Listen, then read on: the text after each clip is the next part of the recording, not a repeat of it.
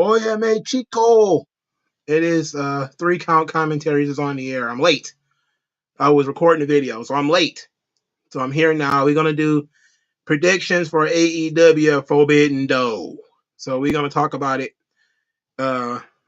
Apparently there was also a Tony Khan thing with the it was like a scrum or something, and he was talking to these dorks who do the who do the scrum.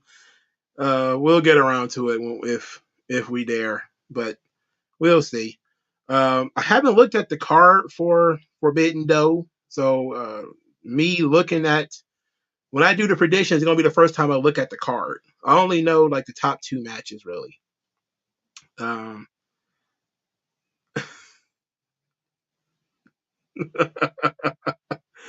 uh, okay, so how y'all doing, man? How y'all? Matches. I don't know. How y'all doing? Has everything been going smoothly for you? Gonna give myself a couple of minutes to let everybody come in. Been paying attention to some things.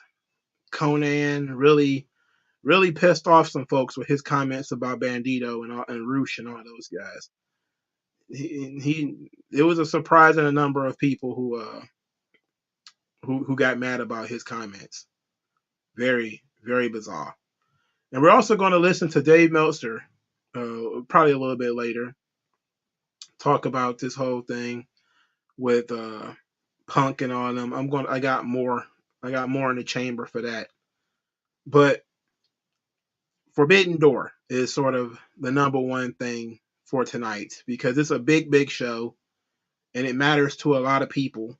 So at least I think so. I think it matters to a lot of people. What did Conan say? Okay, so I have to set it up. Let's set it up a little bit. So Roosh quit AAA. He walked out. Now details are murky about why he walked out. Conan says that he was told that the reason why Roosh walked out is because he wanted to have a match with LA Park, and it was a mask versus hair match that he wanted to have with LA Park. And so Conan said that they've been trying to get the match made for 3 years, and neither man has stepped up and actually been wanting to do it. So he says it's basically just an excuse that they're using, that they've been trying to negotiate that match for years and they won't do it. LA Park is a legend. He's the original La Parka. He's never lost his mask, obviously, because he's still wearing a mask. And Roosh has like long, luxurious hair that he hasn't cut. So the argument is that they wanted to have this match, and now it's not happening. And that's why Roosh walked out. Then it comes out later that Roosh wanted AAA to book his dad, Bestial Del Ring, and apparently AAA wouldn't do it, and that's why he walked out. So, but Dralistico is dropping entire things in Spanish, and I don't speak Spanish. And Lucha Blog has been trying to translate some of it, but a lot of it has basically been that Conan is making stuff up and all this kind of stuff. Now, Bandito also walked out of AAA. It's also been some stuff about them working with a promoter that the bosses in AAA don't want them to work with.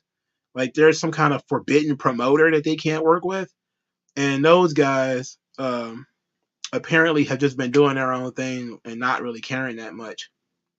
So he just feels like they've gotten a big ego because they became stars in the United States. And he said it's the second time Bandito has done this, because Bandito got a big hit when he was in Ring of Honor, and then he became hard to book in AAA. And now that he's in AEW, he's become hard to book. And he's basically saying that that's kind of a thing with Mexican wrestlers. They become big in the United States, and then they become hard to deal with. And other people they are offended by Conan's statements. But it makes sense. You know, people get tired of getting paid in pesos, man. I don't know what more to say. People don't want to get paid in pesos, man. So I don't know, but I don't know if it's going to get ugly. I don't think it's going to get uglier than it already is.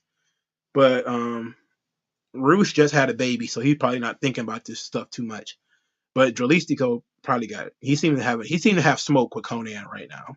I don't know what the hell's going to go on from here, but he seems to really be upset at Conan for whatever reason. And I think he's quit too. You know, I'm pretty sure the whole family quit.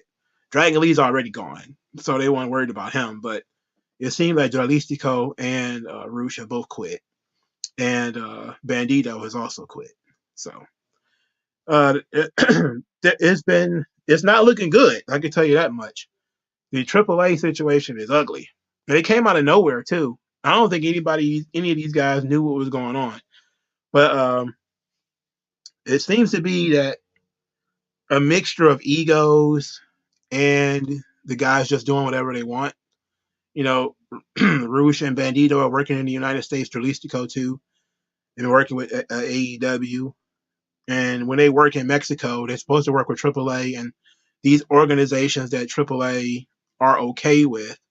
And then they also been working with these organizations that AAA are not okay with. And since they're working with people that AAA are not okay with, they don't want to work with them anymore either. So it's becoming a little bit more mutual after Conan talked. But it sounds a lot personal coming from Dralistico. It sounds like it's almost personal. Like they got a personal beef with AAA. I don't know what the hell's going on. But I don't speak Spanish, so I don't know. Everything I get is filtered through the Americans. But if it don't seem to be bothering Roosh too much. I don't think he cares. I don't think anybody cares really. But it's been a situation that's been brewing for a little while from what I saw. It seemed to come out of nowhere to us, but I think it's been brewing for a while on Conan's end. He probably has seen a lot of this stuff. But he also said that they've been trying to work it out. So whoever is above him in AAA is still working on getting Roosh back in because they wanted him for Triple Mania. And that's what made this thing such a big deal is because he quit right before a big Triple Mania show. And that put him in a bad spot. So they're probably about to try to Ultimate Warrior this thing and try to get him in the ring somehow. And then they'll figure it out afterwards, which I don't know. It is what it is on that front. I like Roosh, but it's hilarious that these guys just are like, let's burn this bridge. We got this little American money. Let's burn this bridge real quick. We don't need this. When Rey Mysterio don't even act like that. Like these dudes are something else, man. And I tend to believe Conan on this. All right. Are y'all ready to do Forbidden Door predictions? All right. It is 11 matches. 11 matches. What is going on? Why is there 11 matches on this show? Oh, why is there 11 matches on this show? Oh my God. Oh my God. This show gonna be 4 hours, bro. This show gonna be long as hell. Oof.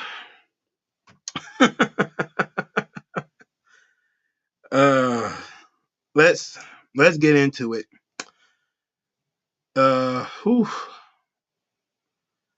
Adam Cole versus Tom Lawler. What? Where did this come from? Why is Adam Cole wrestling Tom Lawler? Why is this match happening? Can somebody explain to me?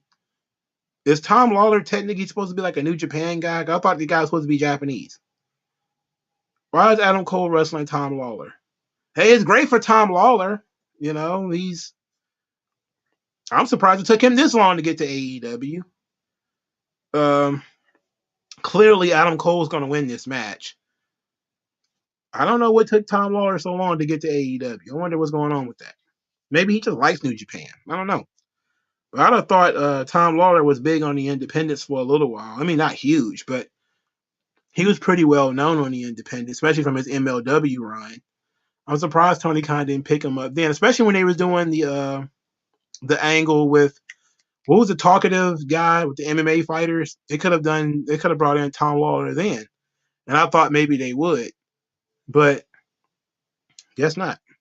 So Tom Lawler, it ought to be a fun match at least.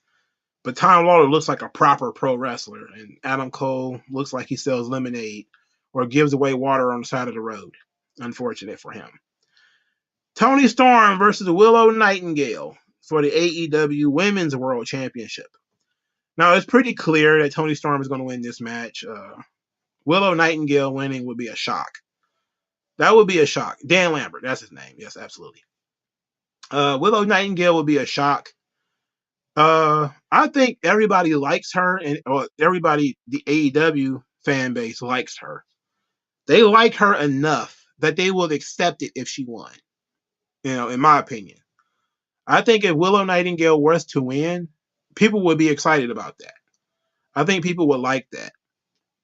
But does that fit into the story that they're telling? And since there's seemingly no end to this story that they're telling anyway, I could see it happening, honestly. Who would they be saving Toni Storm's title run for? As a heel, you get a championship and you run with it for a little while, but ultimately you are going to drop it to somebody in order to make somebody else hot. Who on that side, have they been building up or putting energy into that Toni Storm could drop the title to them and it would make sense? So it's the outsiders or the outcasts who've been feuding with the AEW originals. Okay. So Nightingale has been an AEW original. She's also never been the world champion. She surprisingly beat Mercedes so that she has credibility. Even if it was, circumstances that made her do it, it was still a credible win. They could put the belt on Willow. Maybe, because I don't see Toni Storm going anywhere with this. It's like, who could she possibly lose it back to? But then again, if Willow won it, there was nobody for her to feud with, because all the heels have been the outcasts. Jamie Hayter is injured. So really, what do you do? So I think that if you are going to keep the storyline as it is, that Toni Storm and Saraya and Ruby and all of them are going to feud with AEW originals, and that's the plan, then they should drop the title to an AEW original. And at that point, it should probably be Jade Cargill. That's me. I'm not saying Jade is great or anything like that. I'm just saying that if you're going to go with we're better than everybody who came directly to AEW, that you put over your best female recruit. You put her over. And I think that's the one you do it. I think that's how you really take Jade to the next level. Now, as much as everybody likes Willow, they like her in a way that they like puppies and kittens and everything. They don't like her as in they really are behind her. They like her because she's cute and bubbly and everything. She's very positive and positively motivated and all that kind of stuff. I don't think that people will take her seriously as a champion. So I'm going to go with Toni Storm, even though I wouldn't be surprised at all that Willow won. All right, so 4-way match for the AEW International Championship. Orange Cassidy versus Zack Sabre Jr. versus Katsuyori Shibata versus Daniel Garcia. This is a match that is almost guaranteed to... I'm going to need a pillow to watch this. Look, I like Shibata before, Shibata's even been fine post-brain surgery, because, he had his brain taken out and put it back in. But Daniel Garcia, Zack Sabre Jr., Orange Cassidy, this is a joke. This is a joke. It's not happening. Orange Cassidy is going to win this match. He got the belt for reasons. There's no heels that are hot for him to drop it to. And none of these guys are in any way interesting. So I wouldn't, for starters, I don't know why Shibata's in the situation that he's in, to be quite honest. But I'm thinking it's because he's kind of on light duty in terms of how hard he can go in the ring. Zack Sabre Jr. doesn't want to live in the United States, doesn't want to be over here that much. So I don't think that he's going to stay or stick around to defend that title. And Daniel Garcia is a pit of charisma. He just has none. So Orange Cassidy, at the very least, has some charisma, but it ain't much. It's no good. Okay, no good. Men's Owen Hart Cup first round match: CM Punk versus Satoshi Kojima. All right, so Satoshi Kojima is a fill-in once again because I guess the plan was originally Kenta.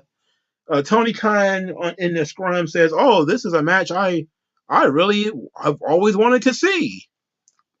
What? Then why didn't you do it last year? Why didn't you do it? At any point last year did you do this? You chose to do it now? How fortuitous. I've always wanted to see this. Yeah, I bet you did, sir. CM Punk is going to win. Because why the hell would Kojima win? And what would you do with CM Punk if you hadn't fed him to Kojima? For starters, Kojima is old. And everybody knows that. There's nothing about this match that's going to get anybody's attention. It's just get CM Punk on the card. So he's on the card. And there it is. I feel bad for Brad Dad, 10-man tag team match. The Blackpool Combat Club. Jon Moxley, Wheeler Yuta, Claudio Castagnoli, plus Konosuke Takeshita and Shota Umino. Oh, so Shota Umino is going to be on their team too. Okay, cool. Versus the Elite, Hangman Page, Matt Jackson, Nick Jackson, Eddie Kingston, and Tomohiro Ishii. Shota Umino being added to this match. That's cool because he's Jon Moxley's underling.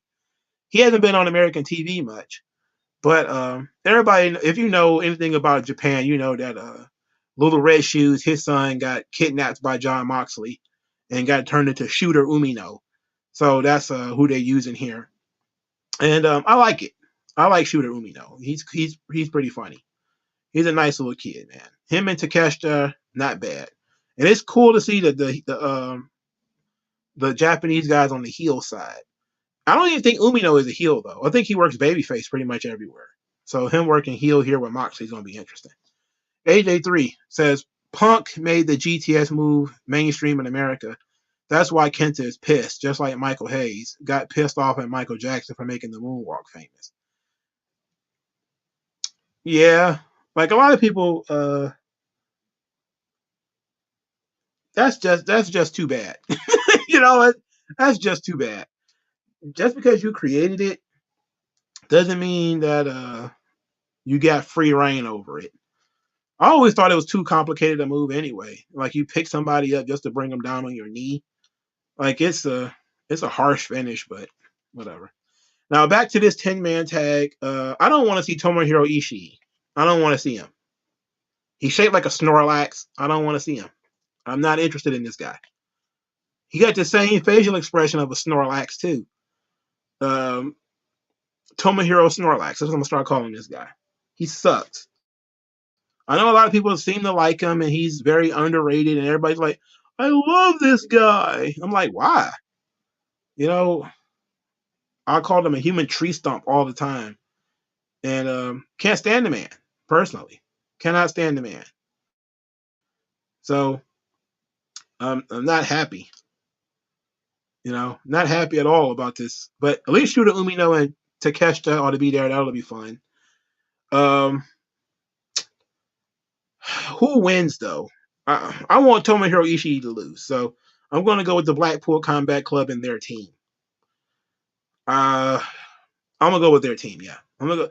Well, then again, didn't Blackpool Combat Club win at Double or Nothing? Because if they won at Double or Nothing, then maybe the Elite will win this one. I'm going to go with the Blackpool Combat Club anyway. Who cares? I mean, really, it's a 10-man tag for no reason. I wouldn't be surprised if it turned into No Holds Barred or something like that in the next couple of hours. The Suzuki Gods, Sammy Guevara, Chris Jericho, and Minoru Suzuki versus Sting, Darby Allin, and to be announced on Collision. All right. I think it's pretty clear that Sting, Darby Allin, and to be announced is going to win. They got the heat between Guevara and Jericho is probably going to end up with them losing. Again, if Tony Khan is even a mediocre booker, he tries to get Jericho and Sting in England as a singles match. That's what he would try to do. I know that, smart money would say, oh, do Jericho and Guevara in England. No, do the biggest match possible in front of the biggest crowd that you'll probably ever have, and do Jericho versus Sting. Even if Sting don't want to do it, you pay him enough money, he'll do it. All right, I promise you. Even if Jericho don't want to do it, pay him enough money, he'll do it. And yes, the Suzuki guys is stupid, because what the fuck does Suzuki mean? I don't know what that means. Let's look it up. Why not? What is a Suzuki God? What does Suzuki mean? Let's look it up. I'm pretty sure that was a Jericho idea. Suzuki meaning. From Japanese to English, it means bell tree. The bell tree gods. The bell tree gods. Oh boy. Bellwood. Bud tree. That's what it means. The bud tree gods. Sound like a terrible rock band. Like one of these hippie rock bands. That's what it sounds like. Like Jefferson Airplane. The Bell Tree Gods.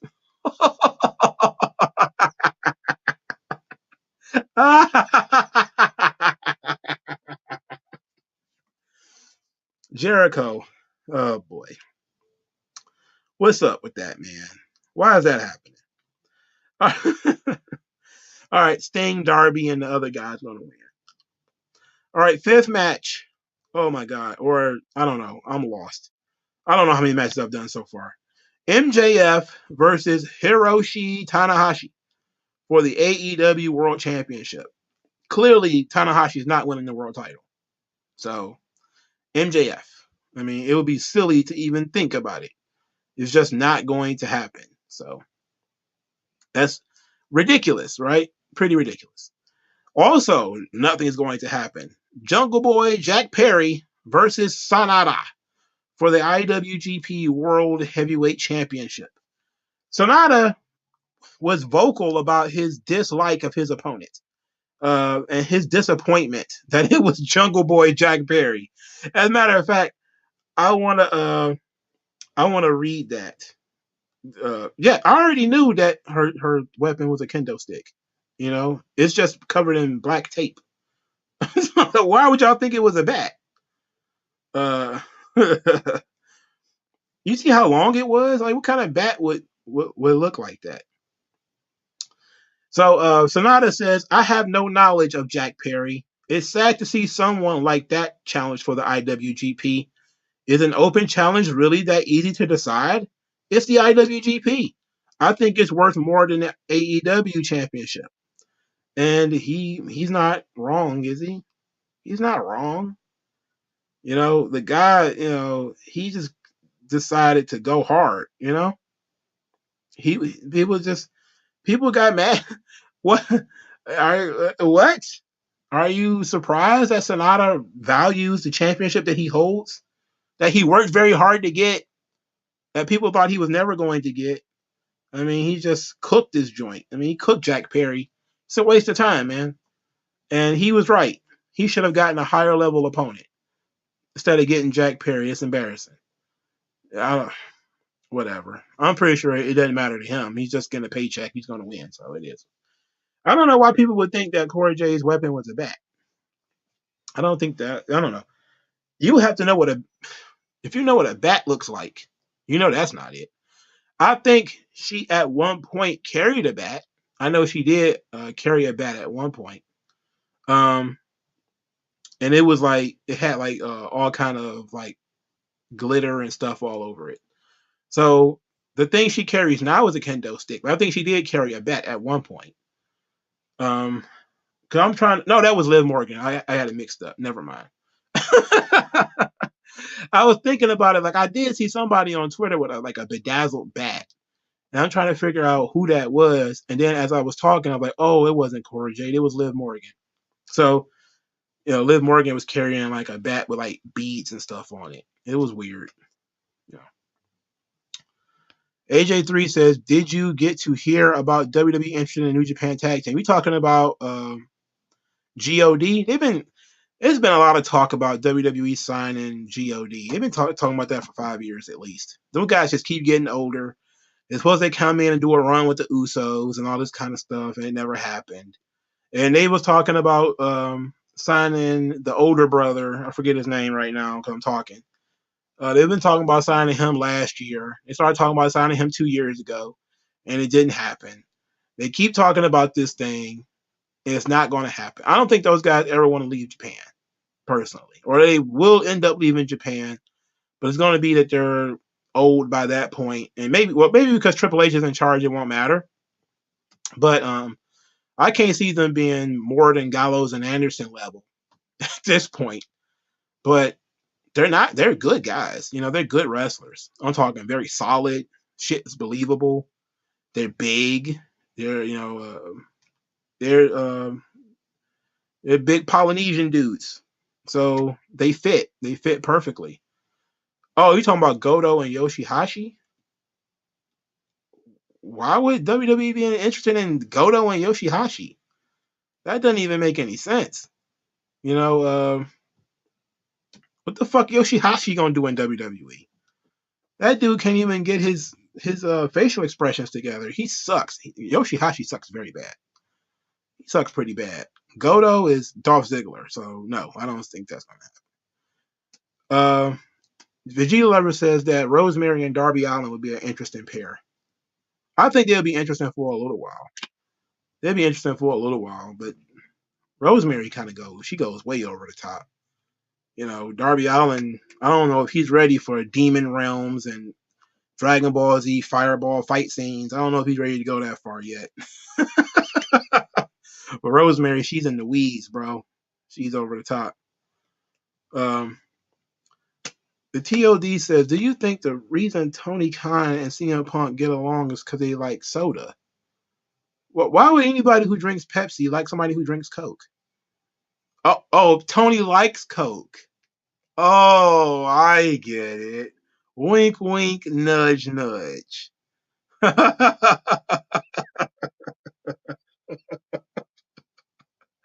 Straight to the crown, huh?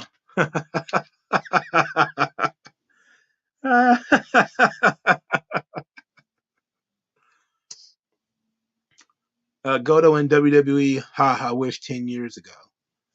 I don't think it would have been much better 10 years ago. It's going to be a language barrier either. It's just weird. He'd probably end up like Kenzo Sasaki or whatever the fuck that guy's name was. Anyway, so Sonata is going to defeat Jack Perry. Athena versus Billy Starks. The women's Owen Hart Cup. I think this is a dark match. Oh, yeah, it's a pre-show match. Okay. This is fine for a pre-show match. Is Athena still the Ring of Honor Women's Champion? If so, then she's going to win. And she may end up winning the whole thing as long as she's Ring of Honor Women's Champion. So, yeah, Billy Starks is a kid. She's not going to win. Okay, moving on. Kenny Omega versus Will Ospreay. Now, this is going to be interesting because I don't think Tony Khan is going to put Will Ospreay over Kenny Omega unless Will Ospreay is willing to stay in the United States, which he has said numerous times that he doesn't want to. So, if he was signing an AEW contract, I would believe Will Ospreay would go over. If Will Ospreay is not, well, even though it's for the IWGP United States title, I think Tony Khan would not put Will Ospreay over Kenny Omega unless he could use Will Ospreay more often and be able to try to make some money off that thing. Otherwise, I don't see him doing it. I just don't see it.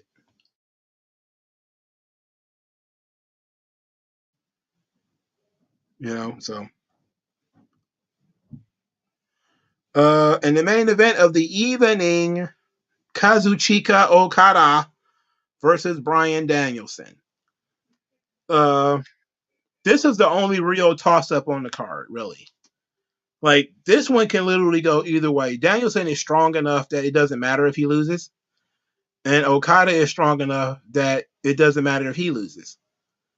So I think it's going to be interesting for that crowd, like who the crowd is going to favor.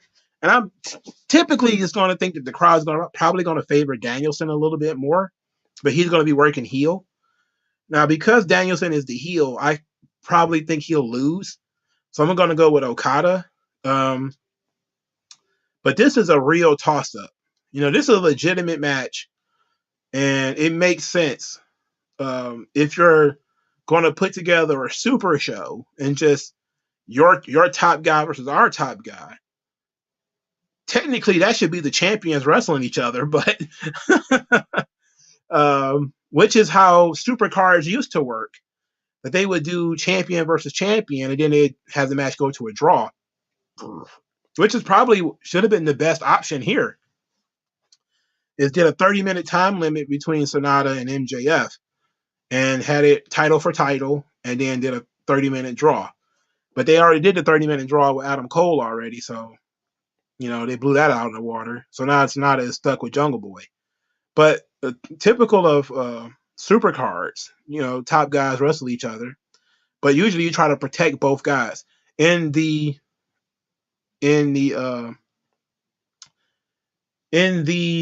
newfound era, it's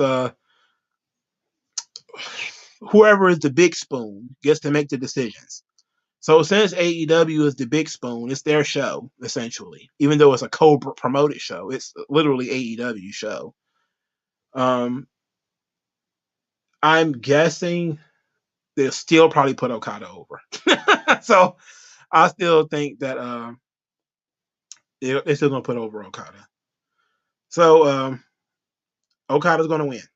So that's going to be the show. It ought to be a fun match, though. And it's the match I'm looking forward to. It's no doubt the main event of the evening, right? Everything else is very predictable. Adam Cole over Tom Lawler, because Tom Lawler has never appeared on AEW TV to my knowledge. So why would he beat Adam Cole? Toni Storm over Willow Nightingale, because Willow Nightingale, I don't think she's had a significant victory on AEW television yet. Orange Cassidy is not dropping this title to a New Japan guy or to Daniel Garcia, who sucks. CM Punk is wrestling Satoshi Kojima just to get on the card, so he's not going to lose. The Blackpool Combat Club versus the Elite, I guess this is a bit of a toss-up. And it's not New Japan versus AEW, considering this is a mixture. There's New Japan guys on both teams. So I'm going to go with the Blackpool Combat Club. So I'll go with the Blackpool Combat Club. The Butt Tree Gods versus Sting, Darby Allin, and To Be Announced. I'm going to go with To Be Announced. It's probably going to be some big return or something. I heard that people was talking about it. They wanted to be Goldberg. Like, why would you want it to be Goldberg? Like that. Tony Khan said it wouldn't make sense for it to be Goldberg. He doesn't think Goldberg is a good fit. But why not? Minoru Suzuki is old as shit. And Goldberg is old as shit. So, I don't know. But it's not going to be, I don't think it's going to be Bill Goldberg, though. It's probably going to be, I don't know. I have no idea who it's going to be, man. But I'm pretty sure Sting and Darby Allin are going to win anyway. Because Jericho doesn't mind putting people over. MJF is going to defeat Hiroshi Tanahashi because the AEW title is on the line. And Sonata is going to defeat Jungle Boy because the IWGP title is on the line. Athena is going to defeat Billy Starks because Billy Starks has never won a match on AEW television, as far as I know. And Athena is a world champion, so no, you can forget it.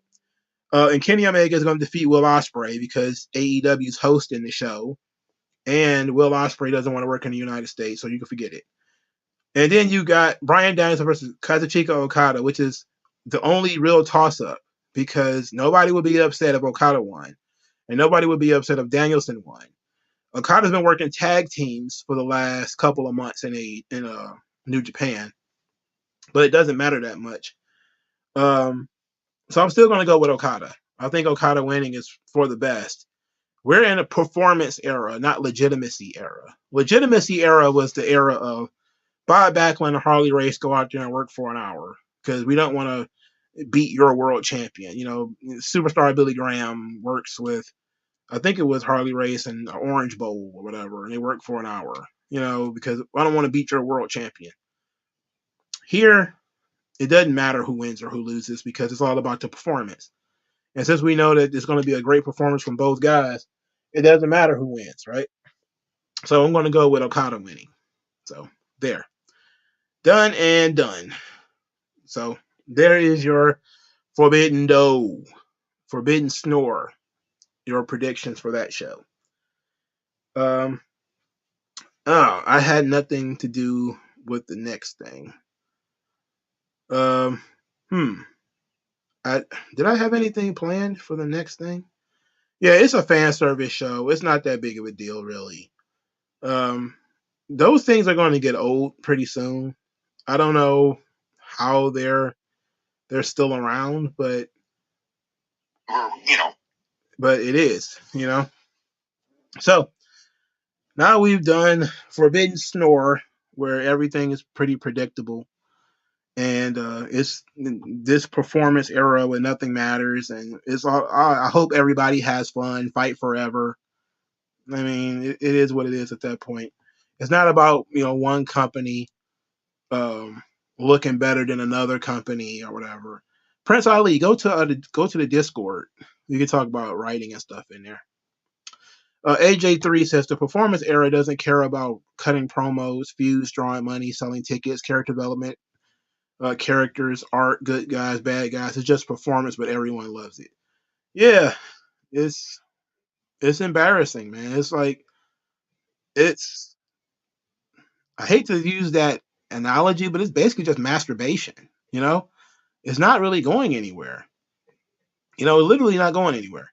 You're just constantly standing there doing the same thing. Baby faces and heels don't matter. Rules don't matter. Character development doesn't matter. Who wins, who loses, none of it matters. Tickets doesn't matter. Just it would be nice to ask Tony Khan, what do you think about when you come to storytelling? Like, what do you think about? That would be very interesting to somebody like me. Here's a thing that was asked at the scrum for Tony Khan that I think was hilarious. So Brandon Thurston tweeted out, quote, Tony Khan is asked by David Bixenspan if CM Punk has an ownership stake in AEW, given his comment from the All Out press conference when he said, I'm trying to run a business here. Khan says, that's just a colloquialism. I own the business and he's one of the top stars. Bixenspan is a fucking idiot. All right? He's an idiot. He's an idiot. That's not even the look. It's one of those things where you had the right idea, but he was so off. To ask him if he has an ownership stake, I would have asked him, does CM Punk have an office job? Is CM Punk an executive or something like that? Is he an executive producer or whatever, or something like that? Which seems to make more sense. We already know Tony Khan owns the promotion. Well, his dad does. We already know that. You trying to ask this man if CM Punk owns it? That's dumb. That's a waste of a question. But at least he was willing to ask something remotely tough. But does CM Punk have an ownership stake? Why would you ask that? But then again, Big Span has been decidedly anti-Punk for a while now. I don't know why. Maybe it's because of the fight. He's been one of those anti-Punk guys. So maybe he saw an opportunity with that goofy question and decided to run with it. But that was a dumb question. It was a waste of a question. But at least he was able to ask something that was off the beaten path. But Jesus Christ, what a stupid question. All right, so we're going to go to the audio of Meltzer talking about. I just want to listen to Meltzer go off about this because it's so stupid. And it's funny listening to him try to make sense of this thing. With Punk being on the show tonight, one of the top guys was just like, we were, told that we would not have to deal with Punk except for on pay-per-views. And it's like, but here he is week one. It's not like it's a surprise or anything. It's just, these ideas change or what people are told change, and people are kind of like, this is the company. It's a new company. That's all there is. That's how people view it. It's a new company. As far as business wise, what that means, we'll find out. And as far as morale wise, it depends on how Punk is. Punk needs to be magnanimous with everyone, and I think he will probably try, at least with most. But there's a lot to fight. Bro, he cannot get through a sentence. This man cannot get through a sentence without the and the and all this kind of stuff. He needs to take a minute, formulate your thought, and then present it as best you can. Look, you ain't got to be a great orator, but my goodness, you got to be able to do better than this. Listening to this guy is a headache. He sucks. He sucks to listen to. Eddie Kingston is still fat, by the way. He's still fat. Apparently, FTR Ball is writing for Dynamite. Well, no wonder it sucks. Is he going to be writing for Collision too? Why is he writing TV? Why is FTR Ball doing this? Whatever. I'm not even going to ask him a question. I do it for my daughter. I do it for my daughter. Back to Meltzer. It's so frustrating to me because I see it so closely, and I feel it shouldn't be there, and it's worse now than it's been. It hasn't gotten better. Right now, it's at a pretty bad point again. Is that since the promo on Friday? Since the promo on Friday. Since the promo has made things worse in your... Well, the promo in the ESPN story. Yeah. Those, nobody was really, it's like a page, whatever. And then the ESPN story, which, it was the talk of the locker room on Wednesday. And, which led to a lot of issues. And then the promo. They were expecting, because, most people read it and expecting it to be controversial, and it was not that controversial, I thought. Right. I am of the impression that people were expecting worse than it turned out to be. But you still have people the people who really like Adam Page were not happy, and I think there's this feeling of, everyone there is pretty much told, like, keep the stuff on the inside, that if it gets out, it's not good for the company. And then the feeling is that one side is agreeing to do that and the other side is not. But the thing is that on both sides, they think it's the other side. So it becomes like a really weird thing. But it's like, again, we gleaned nothing from this. From all of this talkity talk and all this rabbity rabble, we don't get much of anything from this guy. But Meltzer with this, things are as bad as it's always been. Like, wow, it's that's very nice. I'm very disappointed in you, bro. It's pretty crazy. Gotta say that. So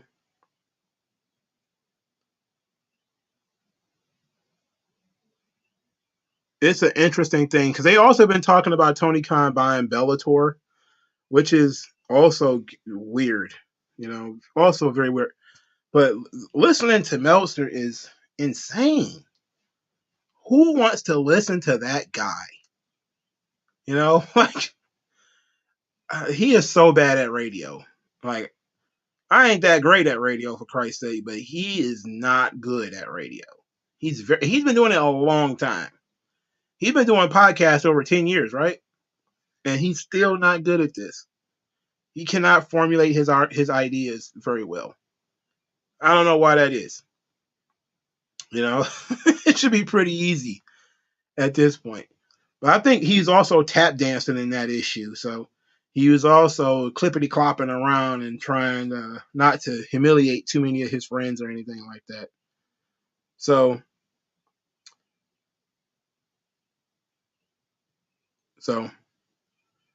it's interesting. So apparently, Ariel Helwani was the guy talking about the Bellator thing. Now, yeah, I'm pretty sure it wasn't a serious discussion. It's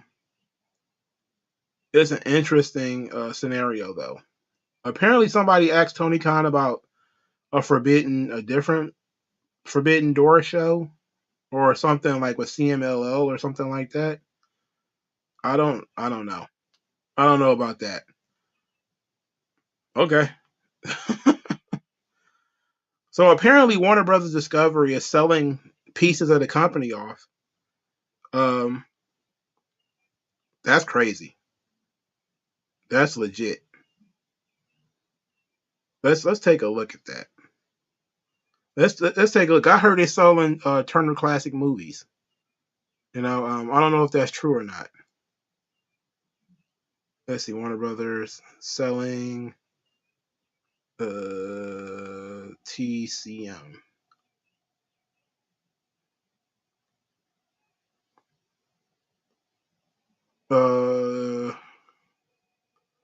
No, it's from CNBC. Yeah, Tony doesn't care about making money, and because he's already got it, and it's already more money than he can ever spend anyway, so it doesn't make much of a difference. Okay, so they laid people off at Turner Classic Movies. They're not selling it. Okay.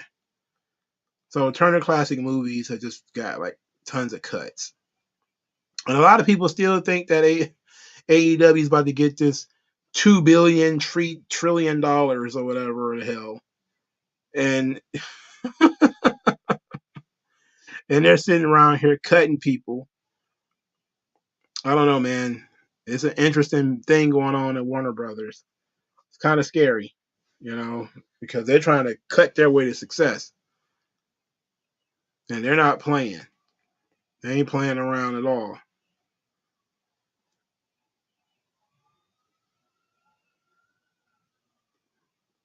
Oh, shoot. What else did I got in this thing? I don't think I got anything else. Only 47 minutes. I know I gotta come up with at least one more thing. At least one more thing. I know there's gotta be like a video or something I could play that would intrigue the good folks that stopped by today. Oh yeah, I've been posting random throwback videos.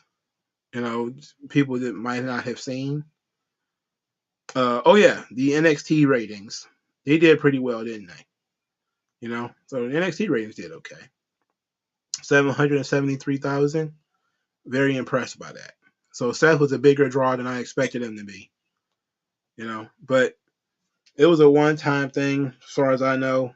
He won't be on there every week, so it didn't do us any good for him to kill it, right? So, have I seen the Flash movie? I have not, and probably will not be seeing it. I'm not really a big fan of the Flash anyway, and certainly not a fan of that dipshit Ezra Miller. Don't like that guy. So, really, just not interested in that. How TK avoid taxes inflation from the IRS? Yeah, he's burning through all that money he got. He's burning through that cash. You say Nick Aldis turned heel and on Impact? Well, he had to. He ain't had no choice. He's the number one contender, and Alex Shelley just won the title. So unless it was going to be face versus face, he had to turn heel. It was inevitable. So could have saw that coming. You know, it basically just means that they decided that Macklin wasn't going to work as a top heel, and they decided to make Aldis a top heel. But they needed a bridge in between the two, and he decided Alex Shelley was that bridge.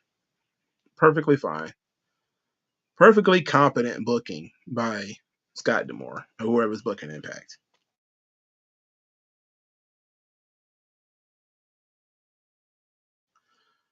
Do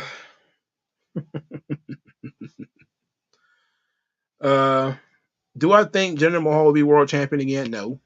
Why would he? I think it's over. I think that the experiment is over. You know, I think his push was kind of successful at the time, though. I think it was interesting. He was doing interesting stuff. You know, it had an opportunity. It was there. I just don't think that it. I don't think it. They booked it with the long term in mind. You know, plus they gave up on it so quickly that when Brock didn't want to do a match with him, they just put the title on somebody else and just said forget it. It's like, well, you could have paired him with somebody else. He didn't have to wrestle Brock, you know. You know, like it's not necessary that he wrestles Brock. But whatever. If you say so, we're just gonna go in a different direction, a completely different direction.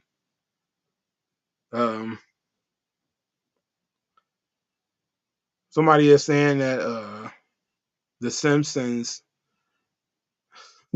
called the Titanic submarine over 17 years ago. Oh my goodness. You hear Musk versus Zuckerberg want to fight in a cage match. Why on the earth would they want to do that?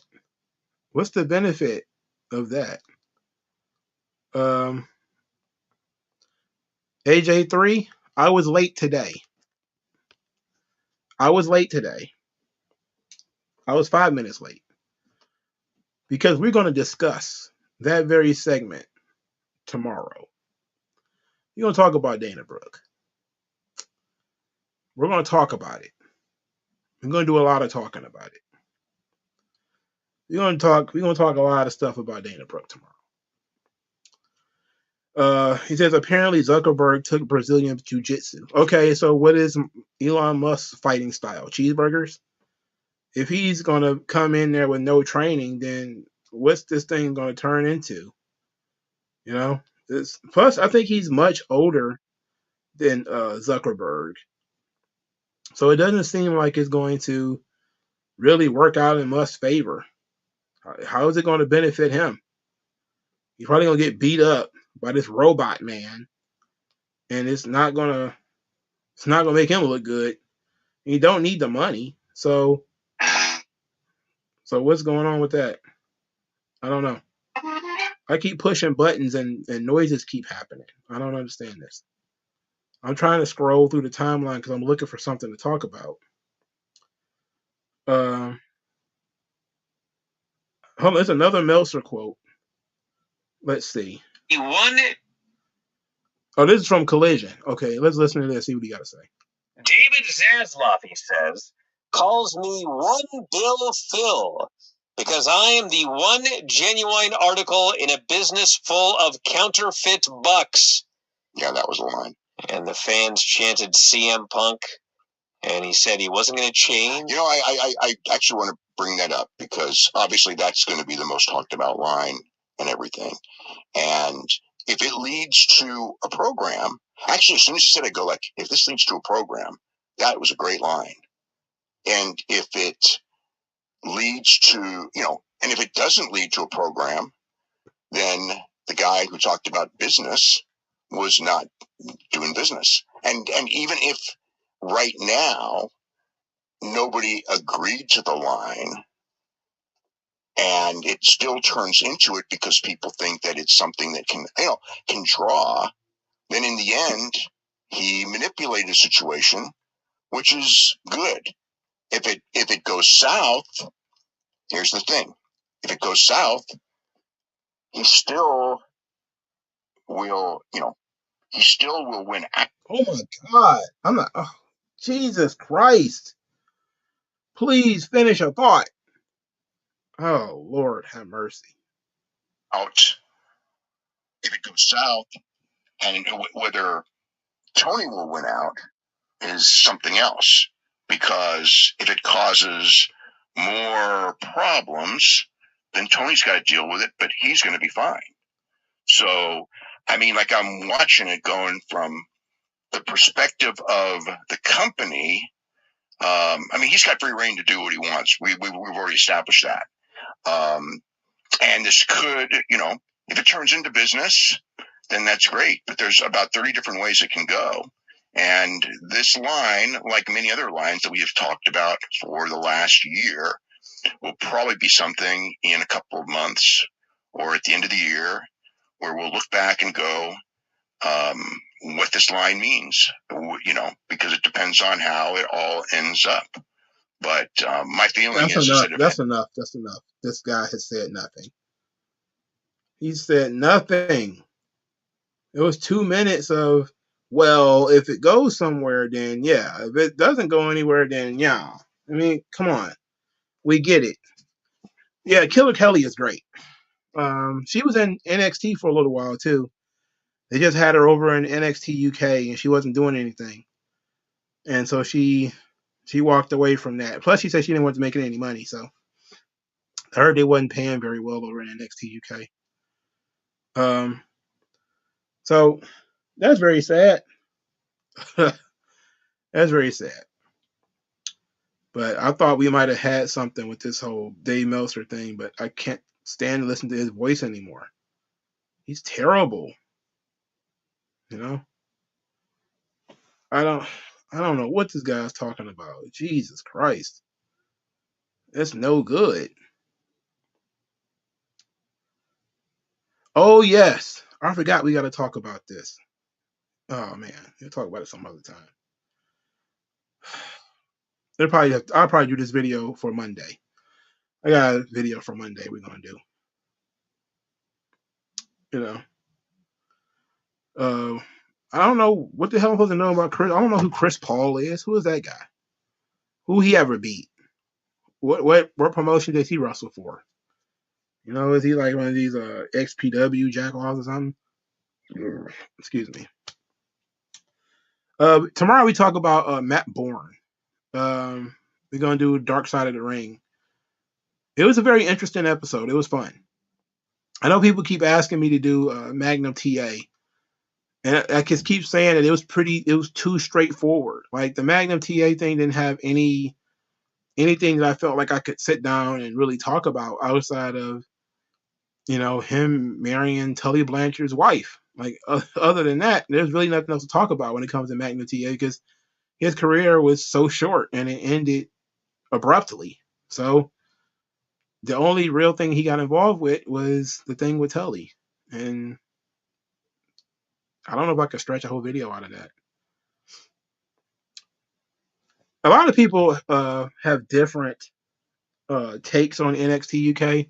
Some people said it was better. She thinks it was worse. I think she might be one of the few people who thinks it was worse. And I think she probably meant that it paid worse or that the facilities were worse. But a lot of the indies that she worked with, especially if she's working in like WXW, that's a nice budget promotion. WXW, they're not cheap. They spend the money. That's why the product is actually not too bad. So it's kind of bland from time to time, but they actually utilize a budget when it comes to their promotion. Progress too. Progress and WXW are decent promotions in terms of the money they spend on talent and the money they spend on facilities. At least from what I've seen of the product that they show, they're fairly decent promotions. So if she was working, and I know she worked for both of them, so maybe that's what she meant because NXT UK was the WWE's fourth brand. And while it was, they had a performance center and all that kind of stuff, you're on the fourth brand. If you're on the third brand, you don't make a lot. If you're on the fourth brand, geez, you're in the hell cabin. You in the caboose at that point. So there's a lot of people who I think ended up getting cut from NXT UK. A lot of people who laid off or whatever, and I think they're going to bring some of them back, but they haven't decided to do that yet. So I guess we'll see. Well, AJ3 says what happened to the partnership between Blair Davenport and Tatum Paxley. Well, Blair Davenport wasn't on TV last week, and she was on TV this week, but she got hit by Roxanne Perez. We haven't seen them together since the Battle Royal, so we don't know what's going on yet. But I do question the same thing because I do like Tatum Paxley, and she needs something, and this whole thing could work out. But then again, it also could be, as Vegeta Lover says, it could be just a battle royal thing where people work together for the benefit of the battle royal and that's it, which could be the case. But I would prefer it if they were like working together. I think there need to be more stables in NXT.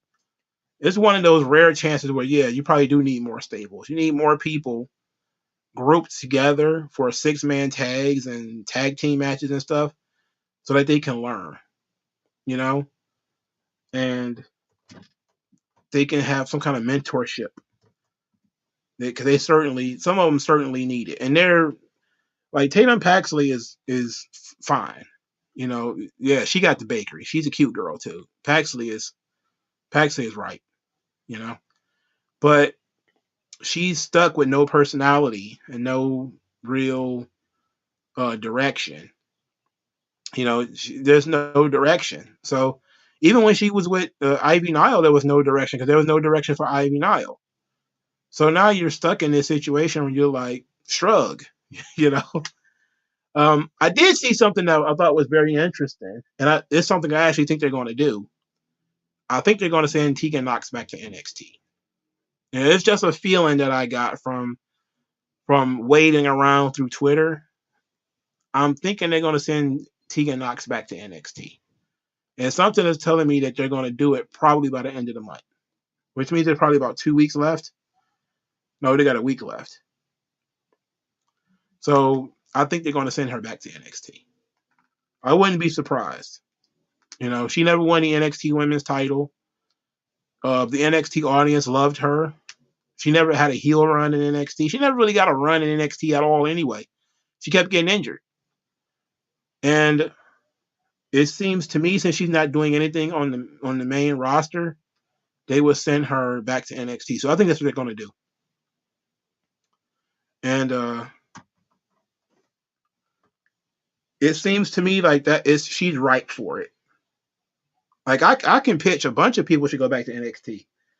Riddick and Emma should go to NXT. Emma's got NXT credibility too because she used to be a star down there. I don't think she won the women's title, but she was in the women's title picture. That was a long time ago, but you know, since Riddick Moss, or I don't know if they called him Riddick Moss yet, or is just calling him Moss or whatever. But he needs a personality, and I think that they both could use extra time in NXT, and I would send them back. I would send both of them back. I would send Tegan Knox back. I would send Shotzi back. Shotzi needs it. Like, she needs it in a worse way. And not even for character, but for actual in-ring work. She needs to be sent back. There's probably some more that I can't think of. Cedric Alexander, Shelton Benjamin need to be sent to NXT. There's quite a few people I can think of that probably need to be sent to NXT on a longer term basis. You know, not just, hey, you go down there and work for 2 or 3 weeks. I'm saying you need to be sent. You spend a year down there. I think Moss, Emma, Tegan, they need to spend a year in NXT. You know, like they need to go down there and just chill. Xia Li's been repackaged so many times, bro. I don't even know if sending her to NXT would even help. She's been repackaged 100 times. That's like Lacey Evans. It's like sending Lacey Evans to NXT. What would it really do? You know, she's been repackaged so many times. She could probably do the Sergeant Slaughter gimmick down there, and it'll probably work. But if you repackage people a bunch of times, sending them back to NXT wouldn't do you any good. Now, if they was to do to bring out Tian Shan or Tian Shen, do it on the main roster, because Boa hasn't been on the main roster yet. Do it on the main roster. Don't do it in. You can't put the toothpaste back in the tube, so you can't. Most people have never seen it, so you could do it on the main roster, because most people have never seen it. And plus, it's been a while since they've been taken apart. There's quite a few people you could send back to NXT. Piper Niven is another one. If you're not going to use her, send her back to NXT. Fill that division back up. They're trying to put together some tag teams from what I'm looking at. They're teasing some partnerships, and they're putting people together, and it's worked. But to me, there's a lot of people on the main roster, some of whom have been floating around for a long time. Mustafa Ali being in NXT is perfect. Gulak being there is perfect. You repurpose people by taking them to a different area, a different place. But I'm not sure what you can do with people who have very, very limited runs or very, very limited vocal skills or anything like that. I'm just not sure what you can do. But it's worth trying. That's the new vision for NXT, is we're going to start bringing in main roster talent. There's quite a few people I can think of that you wouldn't miss them if they were gone for a year. If they were gone for 6 months, would you really miss them? No, because they barely use now. I think half the time people need to be taken off TV to get repackaged anyway, because their gimmicks run dry. Like, I think the Baron Corbin, the Happy Corbin, and just the Baron Corbin bald head thing in general has run dry. He needs a new direction. So him being in NXT is fine if they was going to create a new direction for him, but it seems like they're not going to. It seems like they're going to just keep him being the same Baron Corbin he's always been.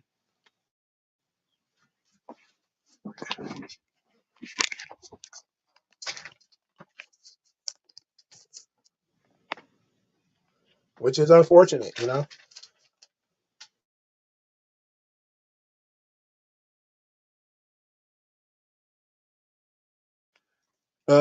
Vegeta Lover 92 says, once the women's belts are unified, do you think Ronda and Shayna will appear on NXT?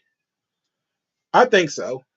I think they'll make an appearance. I don't think they'll stick around for like a long term. Nikki Cross, yeah, she could be used. She could really use an NXT run too.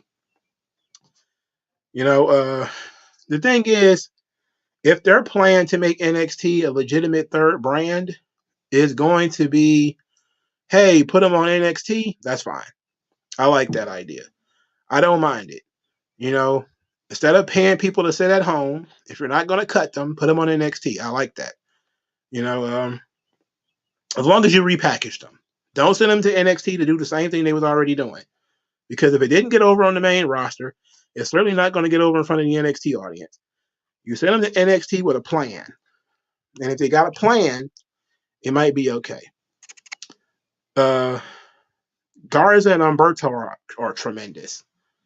I like both of those guys. I think what happened with Garza is that people started comparing him to Eddie Guerrero, and things got off the rails very quickly. Once they started doing that, because he's a handsome Mexican guy, they was like, oh, he reminds me a lot of Eddie Guerrero. And everybody was like, oh, that's it. That's death to his character. That's it. That was the death to that. So it's that wasn't going to work. But I like both him and Humberto. I remember when Vince was really high on Humberto. I remember he was using Humberto pretty much every week. He had Humberto out there just having random matches. That guy barely went through NXT.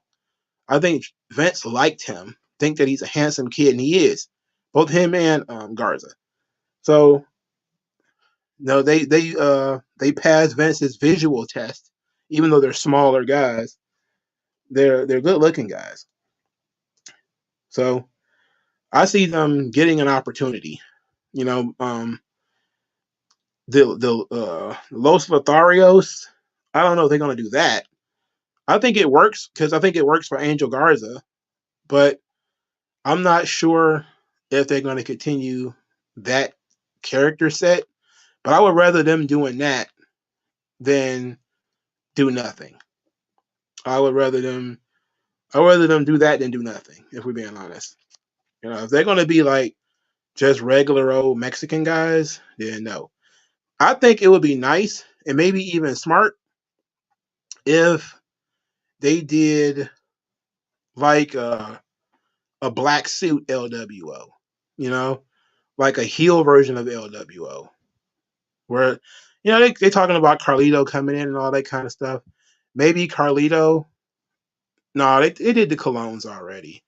Mostly because his brother and his cousin bringing them in. I don't know about that, but maybe putting them with Garza and Umberto, even though they're Mexican, and them being sort of like when Conan did the LAX thing, and it was ended up being two versions of LAX. It was the Eddie Kingston LAX, and then it was the Conan LAX. It would be nice if they did something similar with the LWO, where Carlito starts his own LWO, and they rival the Rey Mysterio LWO. Like that would be fun, you know? Yeah, that would be fun. I think I would like that if they were to like form their own little. They don't have to call it something different, but that would be fun.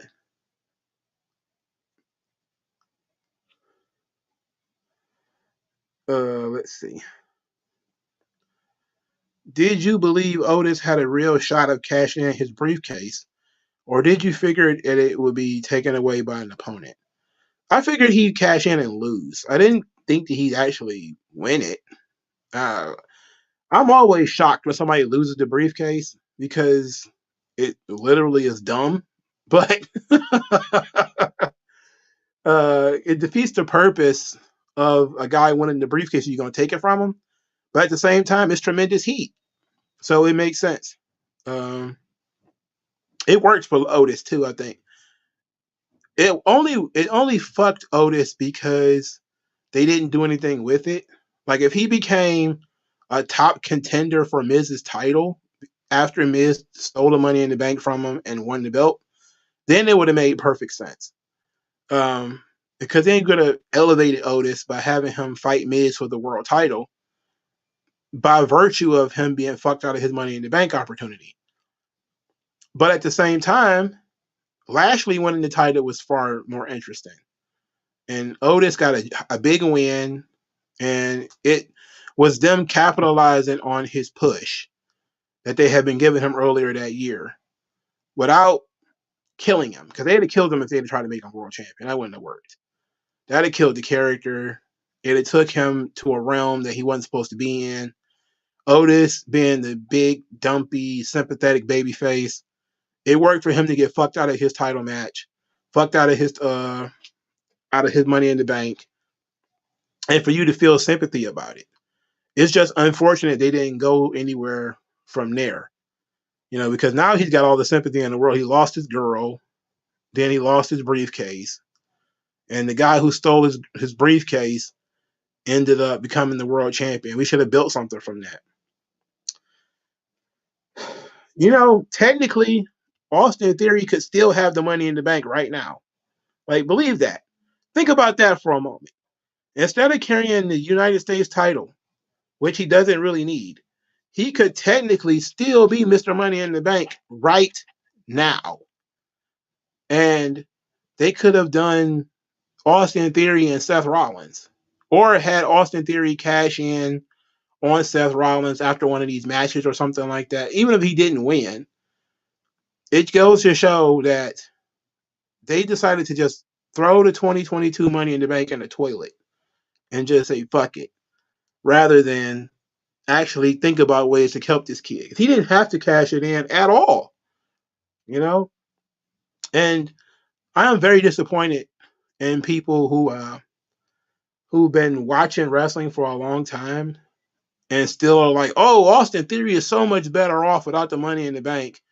It's like I have never heard anybody say that ever. That you are better off not being a top guy. Like that's so stupid. It is so stupid. You know, that literally doesn't make any sense. The only time it makes sense is if you put a title on a guy who A shouldn't have one because his character doesn't need it, or B you put a title on a guy for a dumb reason. Like the Fiend being the champion, not necessary. So if you was to say, look, giving the belt to the Fiend, he didn't need it, he shouldn't have it. It doesn't fit his gimmick because that means he has to wrestle matches and defend the title, and of course, he can't take pinfalls or submissions. So him being the champion doesn't make any sense unless you're gonna take it from him in a weird match, which they could have. They could have taken it from him in a ladder match or a last man standing match or something like that, but they didn't. It chose to pin him, which was kind of ridiculous. But Otis, you can do what you did with Otis, storyline wise, in narrative form, and it didn't kill him because he was already a fat, dumpy, sympathetic baby face already. He wasn't like a bulldozer or anything who got fucked out of his title shot, like a Ryback or something like that. So it works for Otis. But Austin Theory, it was absolutely embarrassing because this kid had all the momentum in the world, and then out of nowhere he did something stupid, and something that was so incredibly stupid that it literally boggles the mind how dumb it was.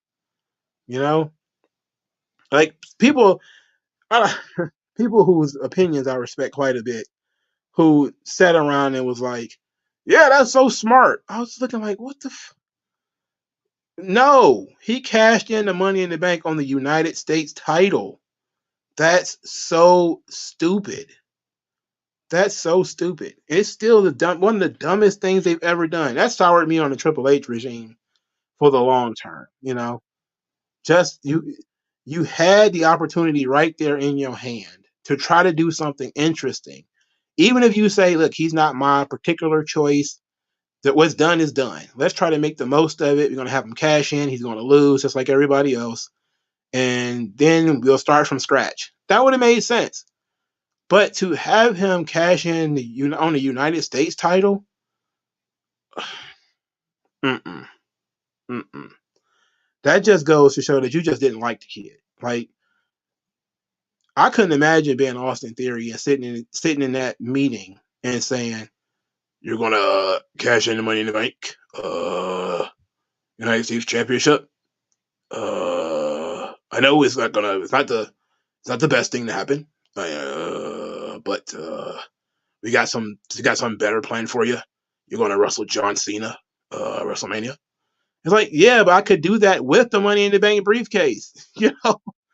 And then you could have teased him cashing in the Money in the Bank and all these times, or do what they teased and had him cash in on the NXT title, and that would have been less than optimal, but would have been infinitely better than what they actually did. You know, it was stupid. It was dumb.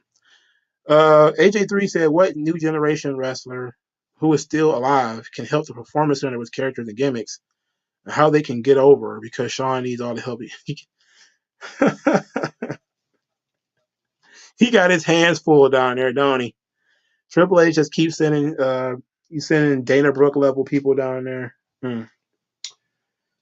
Oh boy.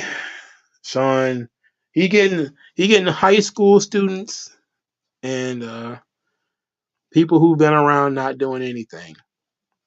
I mean, I'm pretty sure there's a lot of people. Undertaker's not going to spend all his time in the Performance Center, so you can forget that. There's got to be somebody else. I'm sure there's somebody. They're probably not coming to me right now. But so there's quite a few people you could think of that are probably really good at their character work. Foley is another one. You know, maybe Foley comes in every once in a while to do character stuff. He's very encouraging and everything. Maybe he could come in and help he was a tremendous character. He's far more layered and interesting character than The Rock or Austin. But physically and in terms of his character arcs, Foley can never be the top guy. But as a supporting player, a B plus player, Foley was the tops. You know, could work babyface or heel, could get you to sympathize with him or hate him. Like just having a versatile player like that on your team is worth its weight in gold. You know, so he could definitely go down there and teach people how to work characters and how to feel things out and get in touch with whatever it is that's inside of them. That could be interesting. You know.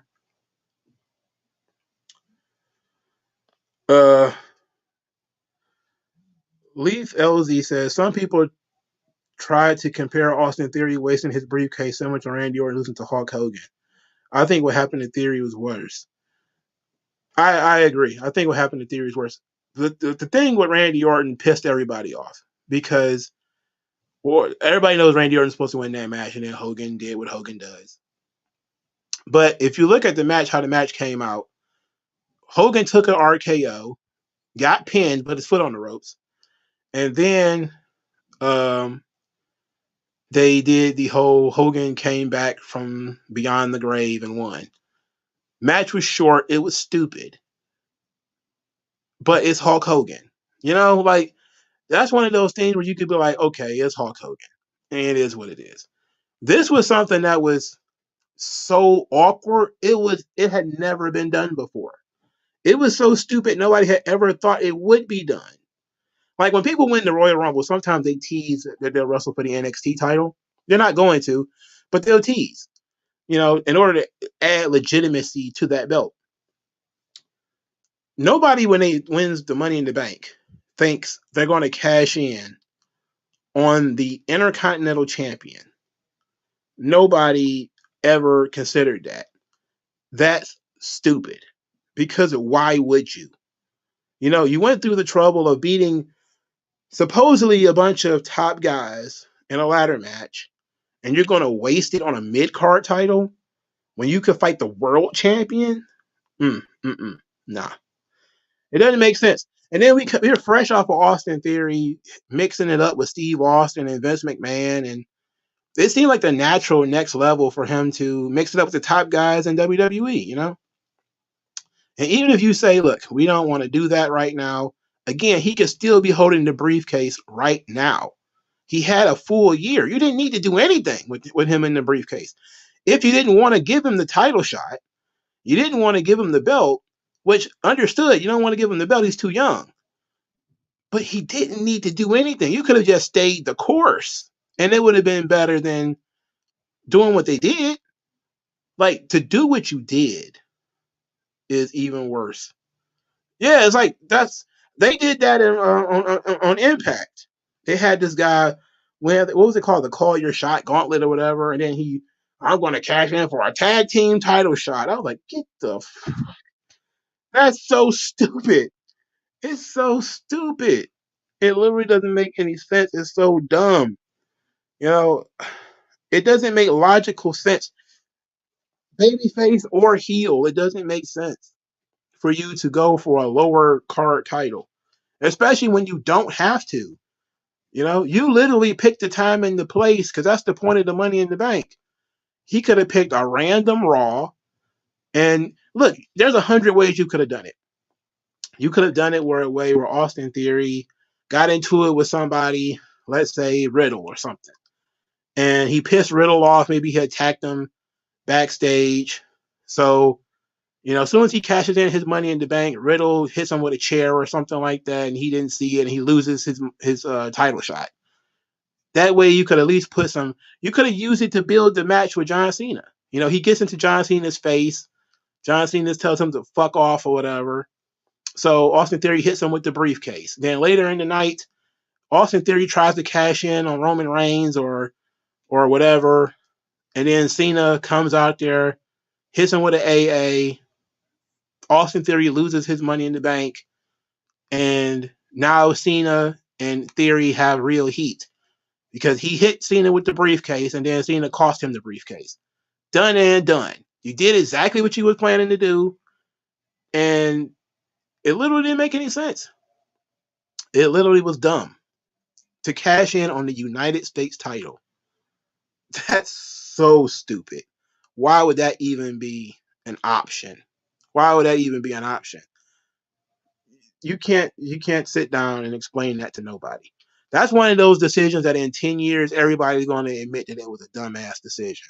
But right now people are just kind of like, I love the bloodline, so it's okay. Okay. Yeah, well. Like everybody didn't nobody minded when Kennedy lost the briefcase to Edge. Nobody cared. But then 10 years later, everybody is kind of like, man, that Mr. Kennedy. Shame what happened to him. You know, it's a shame what happened to that guy. It's like at the time it wasn't a shame. Everybody was fine with it. I don't remember anybody complaining about Kennedy losing the briefcase to Edge. I didn't complain about it. I don't remember anybody complaining about it. But now everybody talks about how much it's bullshit and how it's not fair and it was Cena and Orton. Like maybe, but at the time nobody gave a shit. You know, but poor kid, he just got fucked by Triple H. It was literally that simple. It's unfortunate. All right, it's hot. It's hot in this room. All right.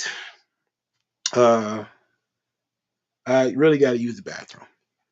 I thank everybody for coming through, man. I ain't got too much else. Y'all finish watching Impact or whatever. Tomorrow we're back with Dark Side of the Ring. We're going to talk about Maniac Matt Bourne / Doink the Clown. And then we're going to talk a little bit about Dana Brooke. It's going to be a fun tomorrow because usually I don't do Friday videos, but we're going to get 2 tomorrow. So we're going to have a good time. Going into the weekend strong. And then we'll be back on Monday because I usually don't do Monday videos either. But I'm probably going to record the Monday video today or maybe tomorrow. Maybe, depending. But for tonight, we are done. So thank you guys for your time.